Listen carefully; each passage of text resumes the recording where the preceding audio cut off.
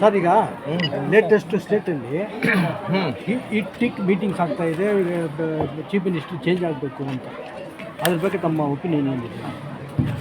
Chief minister ಕುರ್ಚಿ ಖಾಲಿನೇ ಇಲ್ಲಲ್ಲ, change ಎಲ್ಲ ಆಗೋದು.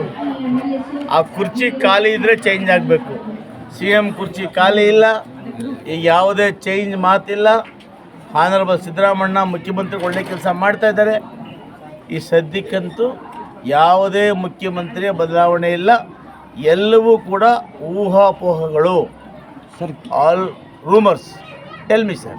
ಎಚ್ ಮುನಿಯಪ್ಪನವರು ಹೇಳಿದ್ದಾರೆ, ಹೌದು ಇಂಪ್ಯಾಕ್ಟ್ ಆಗಿದೆ 2.5 years. ನೋಡಿ, ಅವರು ಹೇಗೆ ಅಕ್ಸೆಪ್ಟೆಡ್, ಎಸ್ ಇಂಪ್ಯಾಕ್ಟ್ ಆಗಿದೆ ಅಂತ. ಎಚ್ ಮುನಿಯಪ್ಪ ಸಾಹೇಬರು ಯಾವ ರೀತಿ ಹೇಳಿದ್ರೆ ನಮಗೆ ಗೊತ್ತಿಲ್ಲ. ನಮ್ಮ ಪ್ರಕಾರ ಸದ್ಯಕ್ಕೆ ಸಿ ಎಂ ಕುರ್ಚಿ ಖಾಲಿ ಇಲ್ಲ, ಈಗ ಸದ್ಯಕ್ಕೆ ಯಾವುದೇ ಬದಲಾವಣೆ ಇಲ್ಲ. ಮುಂದೆ ಹೈಕಮಾಂಡ್ ಏನು ತೀರ್ಮಾನ ತಗೊಳುತ್ತೆ ಅದಕ್ಕೆ ನಾವೆಲ್ಲ ಬದ್ಧರಾಗಿದ್ದೇವೆ. ಸರ್, ಪರಮೇಶ್ವರ್ ಅವರು SC/ST ಸಮಾವೇಶ ಮಾಡಬೇಕು ಅಂದ್ಬಿಟ್ಟು ಒಂದು ಮೀಟಿಂಗ್ಗೆ ಕರೆದಿದ್ರು, ಅದು ಕ್ಯಾನ್ಸಲ್ ಆಗಿದೆ. ಇಲ್ಲ, ಬಿಕಾಸ್ ಆಫ್ ನೋ ಪೋಸ್ಟ್ಪೋನ್ ಆಗಿದೆ. ನೋಡಿ, ಅದನ್ನು ಮುಂದುವರಿಸಿದ್ದೇವೆ. SC/ST ಸಮಾವೇಶ ಮಾಡೋದಕ್ಕೆ ಮೀಟಿಂಗ್ ಮಾಡ್ತೇವೆ. ನಮ್ಮ ಡಾಕ್ಟರ್ ಜಿ ಪರಮೇಶ್ವರ್ ಅವರು, ಮಹದೇವಪ್ಪ ಅವರು, ಪ್ರಿಯಾಂಕ್ ಖರ್ಗೆ ಅವರು, ಮಲ್ಲಿಕಾರ್ಜುನ ಖರ್ಗೆ ಅವರು ಆದಿಯಾಗಿ ಎಲ್ಲರ ಸಹಕಾರದೊಂದಿಗೆ ನಾವು SC/ST ಇನ್ಕ್ಲೂಡಿಂಗ್ ಜಾರಕಿಹೊಳಿ ಅವರು ಸಮಾವೇಶವನ್ನು ಮಾಡೋದು ತಪ್ಪೇನಿದೆ? ಎಲ್ಲ ಜಾತಿ ಸಮಾವೇಶ ಮಾಡ್ತಾರೆ, ನಾವೇಕೆ ಮಾಡಬಾರ್ದು? ಕರ್ನಾಟಕ ರಾಜ್ಯದಲ್ಲಿ ಒಕ್ಕಲಿಗರ ಸಮಾವೇಶ ಮಾಡ್ತಾರೆ, ಲಿಂಗಾಯತರು ಮಾಡ್ತಾರೆ, 3% ಇರ್ತಕ್ಕಂಥ ಬ್ರಾಹ್ಮಣರು ಮಾಡ್ತಾರೆ. ನಾವು ಹೈಯೆಸ್ಟ್ ಪಾಪ್ಯುಲೇಷನ್ ಇರ್ತಕ್ಕಂಥ ST/ST ಸಮಾವೇಶವನ್ನು ಯಾಕೆ ಮಾಡಬಾರ್ದು? ಹಿಂದೆ ಚಿತ್ರದುರ್ಗದಲ್ಲಿ ನಾವು SC/ST ಸಮಾವೇಶವನ್ನು ಮಾಡಿದ್ದಕ್ಕೆ ಇವತ್ತು ಕಾಂಗ್ರೆಸ್ ಅಧಿಕಾರಕ್ಕೆ ಬರೋದಕ್ಕೆ ಸಾಧ್ಯ ಆಯಿತು. ಕಾಂಗ್ರೆಸ್ ಅಧಿಕಾರಕ್ಕೆ ಬಂದಿದೆ ಅಂದರೆ ಅದಕ್ಕೆ ಮೂಲ ಕಾರಣ ಚಿತ್ರದುರ್ಗದಲ್ಲಿ ನಾವು SC/ST ಸಮಾವೇಶವನ್ನು ಭಾಳ ಅದ್ಧೂರಿಯಾಗಿ ಮಾಡಿತ್ತು. ಹಂಗಾಗಿ ಇವತ್ತು ಅಹಿಂದ ಸಮಾವೇಶಗಳಾಗ್ಬೋದು, SC ಸಮಾವೇಶಗಳಾಗ್ಬೋದು, ಮಾಡೋದಕ್ಕೆ ಯಾವ ತಪ್ಪು ಇಲ್ವಲ್ಲ. ಇದು ರಾಜಕೀಯಕ್ಕೂ ಸಂಬಂಧ ಇಲ್ಲ. ಉದ್ದೇಶ ನಮ್ಮ ಹಕ್ಕುಗಳನ್ನು, ST/ST ಹಕ್ಕುಗಳನ್ನು ಕೇಳೋ ಸಮಾವೇಶ ಮಾಡ್ತೀವಿ. ಏನು ತಪ್ಪಿದ್ರಲ್ಲಿ? ಯಾರ ವಿರುದ್ಧವೂ ಅಲ್ಲ, ಯಾರ ಸಮಾಜ ವಿರುದ್ಧವೂ ಅಲ್ಲ. ನಮ್ಮ ರೈಟ್ಸ್, ನಮ್ಮ ಹಕ್ಕುಗಳು ಏನು ನಮಗೆ ಡಾಕ್ಟರ್ ಬಾಬಾ ಸಾಹೇಬ್ ಅಂಬೇಡ್ಕರ್ ಅವರು ಸಂವಿಧಾನವನ್ನು ಬರೆದಿದ್ದಾರೆ. ಅದರ ಪ್ರಕಾರ 24.1% ಏನು ಸೇರಬೇಕು, ಆ ಸೌಲಭ್ಯಕ್ಕೋಸ್ಕರ ಸಮಾವೇಶ ಏನು ಮಾಡ್ತೇವೆ.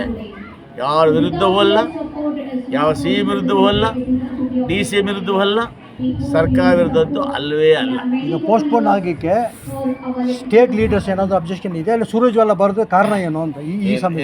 ಇಲ್ಲ, ಸ್ಟೇಟ್ ಇಡೋದಕ್ಕೆ ನಮ್ಮಲ್ಲೆಲ್ಲರೂ ಸೇರಬೇಕು ಅನ್ನೋ ಇನ್ನೂ ಮತ್ತೊಮ್ಮೆ ಆಂತರಿಕ ಚರ್ಚೆಗಳನ್ನು ಮಾಡಿ ನಂತರ ಮುಖಂಡರನ್ನು ಕರಿಬೇಕು ಅಂತ ತೀರ್ಮಾನ ಮಾಡಿದ್ರಿಂದ ಮುಂದೂಡಿದವರಿಂದ ಬೇರೆ ಯಾವುದೇ ರೀತಿಯಿಂದ ಅಲ್ಲ. ಸಿದ್ದರಾಮಯ್ಯ ಅವರು ಕ್ಯಾಶ್ ಸೆನ್ಸಸ್ ಬಿಡುಗಡೆ ಆಗಬೇಕು ಅಂತ ನೀವೆಲ್ಲ ತೀರ್ಮಾನ ಮಾಡಿದ್ದೀರಾ, ಆದರೆ ಒಕ್ಕಲಿಗರವರು ಮಾಡಬಾರ್ದು ಅಂದ್ಬಿಟ್ಟು ಅವರು ಸಮಾವೇಶ ಮಾಡ್ತಾರೆ. ಏನು ತಪ್ಪು? ಜಾತಿ ಗಣತಿಯನ್ನು ಮಾಡಿದ್ರೆ ಏನು ತಪ್ಪೇನಿದೆ? ಒಂದು ವೇಳೆ ಯಾವ ಸಮುದಾಯ ಹೆಚ್ಚಾಗಿದ್ದರೆ ಆ ಸಮುದಾಯಕ್ಕೆ ಸೌಲಭ್ಯ ಕೊಡಬೇಕು ಅಂತ ಜಾತಿ ಗಣತಿ ಮಾಡ್ತೀವಿ. ಅದರಿಂದ ಏನು ತಪ್ಪಿದೆ? ಏನು ರಾಂಗ್ ಇದೆ? ಯಾಕೆ ಮಾಡಬಾರ್ದು? ಏನಾದರೂ ಕೂಡ ಅವೈಜ್ಞಾನಿಕವಾಗಿ ಆಗಿದ್ದರೆ ಅದನ್ನು ವೈಜ್ಞಾನಿಕ ರೀತಿಯಲ್ಲಿ ನೀವು ಒಂದು ಜನಗಣತಿಯನ್ನು ಮಾಡಿ ಸಲಹೆ ಕೊಡಿ.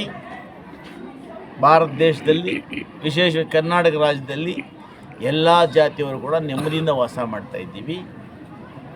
ಭಾರತ ದೇಶಕ್ಕೆ ಕರ್ನಾಟಕ ರಾಜ್ಯ ಮಾದರಿಯಾಗಿದೆ. ಇಂಥ ಸಮಯದಲ್ಲಿ ಜಾತಿ ಗಣತಿ ಮಾಡೋದ್ರಿಂದ ತಪ್ಪಾದರೂ ಏನು? ಯಾವುದೇ ತಪ್ಪಿಲ್ಲ, ಯಾರ ವಿರುದ್ಧವೂ ಅಲ್ಲ. ಸಮಾಜದಲ್ಲಿ ಸವಲತ್ತುಗಳನ್ನು ಸಿಗಬೇಕಲ್ಲ, ಕೊಡಬೇಕಲ್ಲ. ಆ ನಿಟ್ಟಿನಲ್ಲಿ ವಿಷಯ ತಿಳ್ಕೊಳ್ತಕ್ಕಂಥ ಉದ್ದೇಶದಿಂದ ಇವತ್ತು ಜಾತಿ ಗಣತಿ ಮಾಡ್ತಾಯಿದ್ದಾರೆ. ಅದೇನಾದರೂ ಕೂಡ ಅವೈಜ್ಞಾನಿಕಿದ್ದರೆ ಸರಿ ಮಾಡಲಿಕ್ಕೆ ಸಲಹೆಗಳು ಕೊಡಬೇಕು ಅಂತೇಳಿ ಎಲ್ಲ ಜಾತಿಯ ಮುಖಂಡರಲ್ಲಿ ಮನವಿಯನ್ನು ಮಾಡ್ತೇನೆ. ಮಿನಿಸ್ಟ್ರಿಯಲ್ಲಿ ರೀಶಫಲ್ ಆಗುತ್ತಾ ಇಲ್ವಾ ಸರ್? ಈಗ ರೀಶಫಲ್ ಏಪ್ರಿಲ್ ತನಕ ಆಗೋದಿಲ್ಲ. ಏಪ್ರಿಲ್ ನಂತರ ಬಹುಶಃ ಆಗ್ಬೋದು. ಆದರೆ ನಿಮ್ಗೆ ಸಿಗ್ಬೋದಾ ಸರ್ ಇದು ಸೀನಿಯರ್ ಮೋಸ್ಟ್ ಇದು ಥರ್ಡ್ ನೋಡಿ, ಟೈಮ್ ಗೆದ್ದಿದ್ದೀರಾ. ನಾನು 3ನೇ ಬಾರಿ ಗೆದ್ದಿದ್ದೇನೆ. ಎರಡೂ ಜಿಲ್ಲೆಯ ಬಹುಶಃ ಕೋಲಾರ, ಚಿಕ್ಕಬಳ್ಳಾಪುರ ಎರಡೂ ಜಿಲ್ಲೆಯಲ್ಲಿ ಬಲಗೈ ಸಮುದಾಯದ ಹೆಚ್ಚಾಗಿದ್ದು, ಈ ಬಲಗೈ ಸಮುದಾಯವನ್ನು ಪ್ರತಿನಿಧಿಸುವಂತಹ ಏಕೈಕ ಕಾಂಗ್ರೆಸ್ ಶಾಸಕನಾಗಿದ್ದೇನೆ. ನನಗೆ ವಿಶ್ವಾಸ ಇದೆ. ನನಗೆ ಮಲ್ಲಿಕಾರ್ಜುನ ಖರ್ಗೆ ಅವರ ಮೇಲೆ, ಸಿದ್ದರಾಮಣ್ಣವರ ಮೇಲೆ, ಡಿ.ಕೆ. ಶಿವಕುಮಾರ್ ಮೇಲೆ, ಎಲ್ಲ ನಾಯಕರ ಮೇಲೆ ಹೈಕಮಾಂಡ್ ಮೇಲೆ ವಿಶ್ವಾಸ ಇದೆ. ನನಗೆ ಈ ಜಿಲ್ಲೆಯ ಅಭಿವೃದ್ಧಿಗೋಸ್ಕರ, ಈ ಜಿಲ್ಲೆಯ ನಾನಾ ಯೋಜನೆಗಳನ್ನು ತರೋದಕ್ಕೋಸ್ಕರ ನನಗೆ ಅವಕಾಶ ಕೊಡ್ತಾರೆ ಅನ್ನೋ ಒಂದು ವಿಶ್ವಾಸ ಇದೆ. ಕಾದು ನೋಡೋಣ. Thank you sir. ಹ್ಯಾಪಿ